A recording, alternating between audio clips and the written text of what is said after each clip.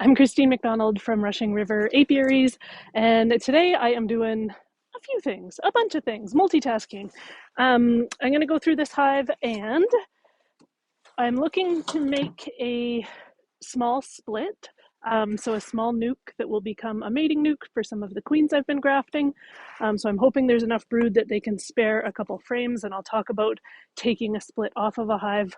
I'm also preparing this hive to harvest this top box, which is a honey super. We use all the same size equipment. So everything's in deep. So this one we're going to get ready to harvest. I will move any brood that might be in it down, put a queen excluder on so that we can take it off. And I'm going to do some prep to move these hives. We transport them up into the mountains to take advantage of the fireweed bloom and make a varietal honey. So I'm going to do that prep here as well. Looks like this box might be a little heavy, which is what we want to see. Not right out to the edges though.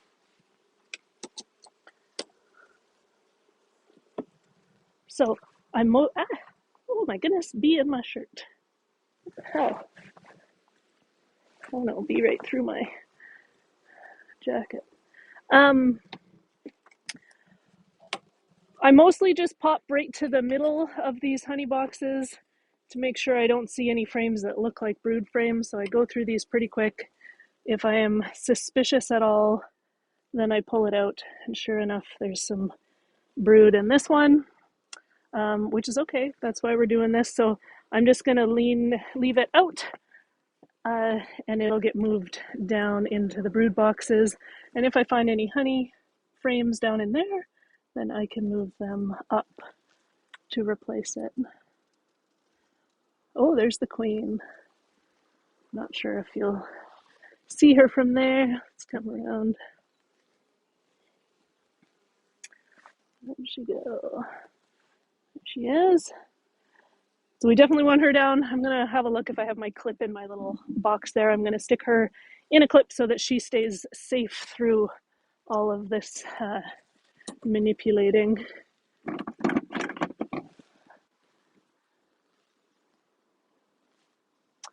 Where did you go, beautiful? There you are.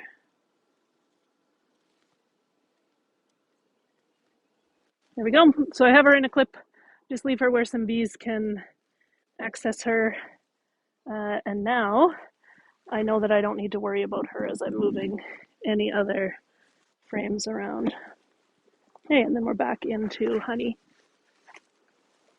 So this box is going to stay on as a honey super, but it will be above a queen excluder when we're done. And when we release that queen, we're going to put her down into the bottom where she will have some more room to lay out of the honey.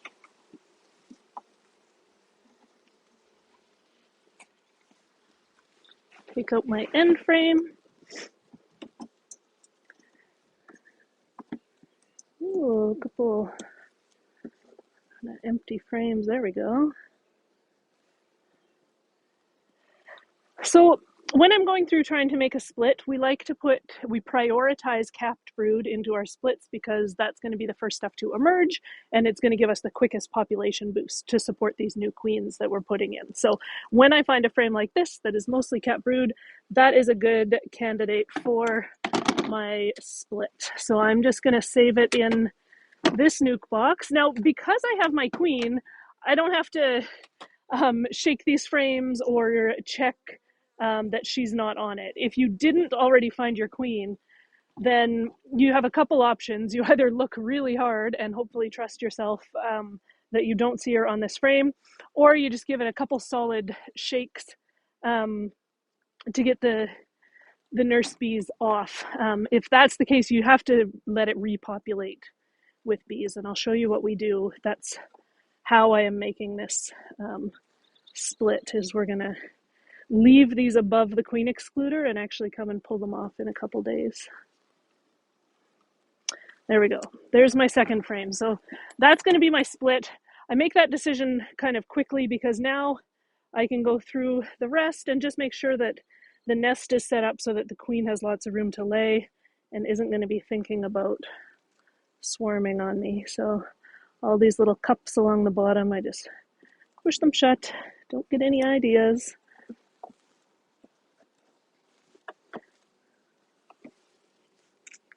You want to make sure before you're doing any kind of split, it depends on what your goals with the split are.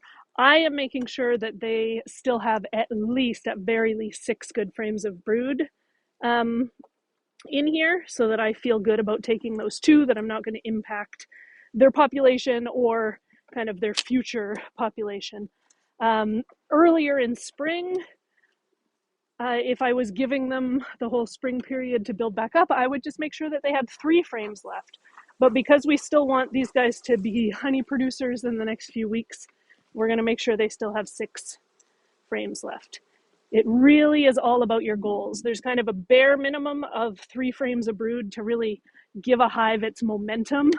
But beyond that, more is just going to make it a stronger hive. Less, and they might need a bit of nursing along to get them up to speed. Our mating nukes, we start with just 2, but that's because we actually want them to just kind of progress slowly over the course of the year, so that they ideally go into winter in just a single deep box. There we go. Well, it looks like the queen hasn't been down in here in a while because she was hanging out in the top box. So there's still, ew, that's ugly. Some good capped brood though. These ugly drone frames, if there's just one of them, I don't worry about it. As long as there's more good frames with nice flat worker brood, then I chalk that up to it being like a messy frame. Sometimes when the cells are deep, it prompts the queen to lay drones, and those cells can be deep because it came from a hive that was a drone layer, or because it was a frame that was once used for honey, and often the bees build the cells bigger for honey. So I'm just going to pull one more. I'm already quite satisfied that the bottom box is really well set up with brood, and that I am not going to impact these guys by taking those 2 frames for my split. So my bottom box is back together. Another thing, I have been doing these, I'm not set up today, but often if I find my queen, then I'll take the opportunity to do a quick mite test, because I can do it and not worry about her finding herself in the alcohol wash. But I'm not set up here today because I was just using all that stuff yesterday. So I like to release the queen into the bottom. Oh, she jumped right out there. So that she's starting down low again, to fill any empty spaces with brood, and then get out of the way. Then she can move back up into this second box.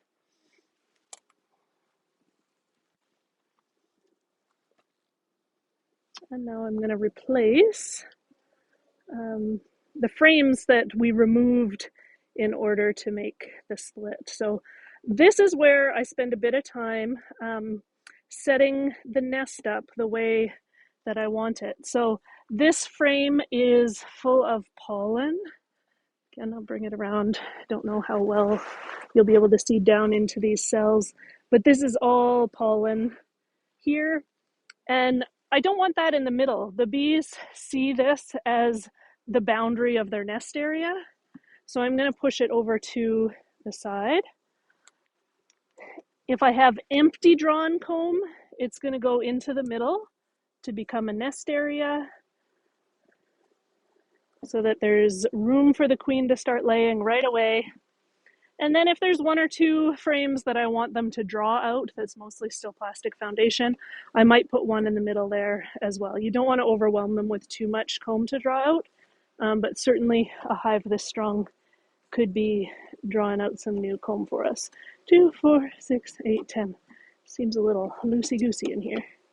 Okay, as always, push everything really tight to the middle, especially if you have blank foundation that you want them to draw out.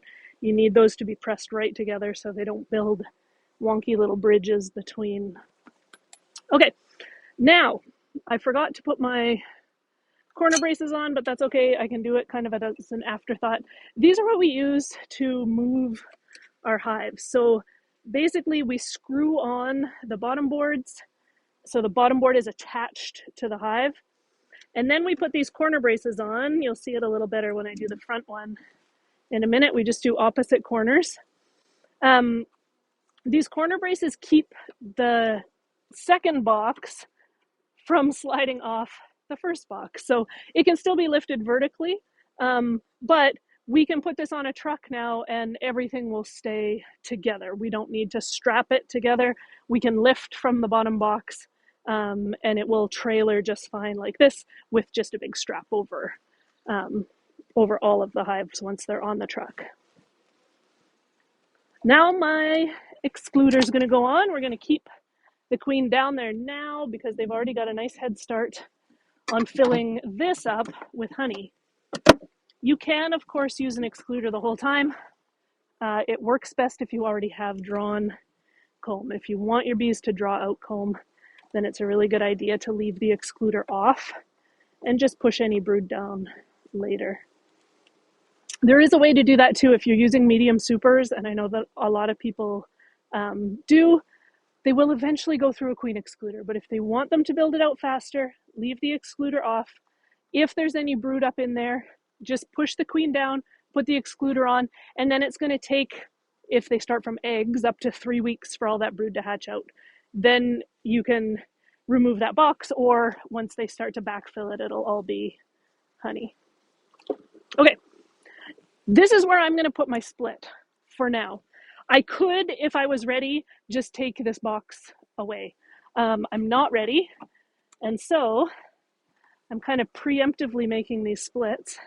It's going to stay in this top box, and then I'm going to come around and pull these out of the whole yard when I'm ready to transport them and put them in their new homes. So for now, they're just going to stay on there. If I wasn't sure where the queen was, and so I had shaken all the bees off there, leaving it on like this would allow it to repopulate with nurse bees before I pull it off. That's how we do our splits in the spring when we're banging out tons of them. We just move brood up, shake all the bees down, and put a queen excluder on. And then after a day, they've equalized or they've kind of balanced themselves out again, and we can pull those splits. So there we go. Now I need to mark this one that I have 2 frames to pull on this side of this box. I've made a split and my hive is now set up for this honey box to come off once it is all capped, and for these bottom 2 boxes to move up into our fireweed yards for the rest of the summer. If you're not already subscribed, please do so as I try to show up here more on YouTube this year, and thanks for watching.